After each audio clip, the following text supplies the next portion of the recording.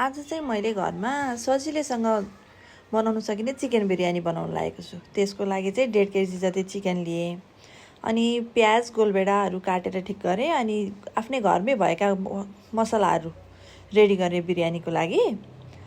अनि त्यसपछि चाहिँ मैले त्यो रेडी गरेको चिकनलाई चाहिँ म्यारिनेट गरेँ सबै मसलाहरू हालेर। अनि त्यो सँगसँगै चामल पनि भिजाउन राखिदिएँ।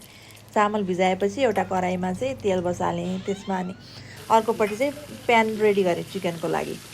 एउटामा चिकन फ्राई गर्न राखिदिएँ।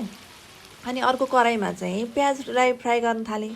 अब प्याज पनि रातो हुँदैछ। प्याज रातो भइसकेपछि त्यसमा मसलाहरू हालेर गोलभेडा हालेर ग्रेभी बनाएँ। त्यो चिकनको लागि ग्रेभी बनाएँ। अनि ग्रेभी बन्दैछ यता, अर्कोपट्टि चिकन पनि फ्राई हुँदैछ। अब त्यो फ्राई भएको चिकन चाहिँ झिकेर राखेर त्यसमा तातो पानी बसालिदिएँ एउटा डेक्चीमा। त्यो चाहिँ चामल उमाल्नको लागि तातो पानी बसालेँ। अनि पानी उम्लिँदैछ, त्यो अघि फ्राई गरेर झिकेको चिकनलाई चाहिँ मैले अघि बनाएको ग्रेभीमा हालिदिएँ।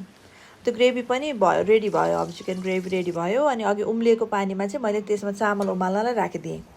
त्यो अघिको चामल 80% जति पाकेपछि कुकरमा चाहिँ चामल, अनिखेर त्यो बनाएको चिकन, अनि फ्राई गरेको त्यो प्याजहरू, अनि जुन ड्राई फ्रुट्सहरू थियो त्योलाई हालेर मैले 20 मिनट जति त्यसलाई रेस्ट गर्न छोडिदिएँ।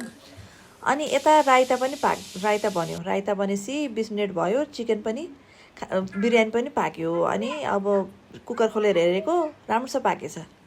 अनि एउटा प्लेटमा चाहिँ झिकेर पहिला बुढालाई बोलाएर दिएँ।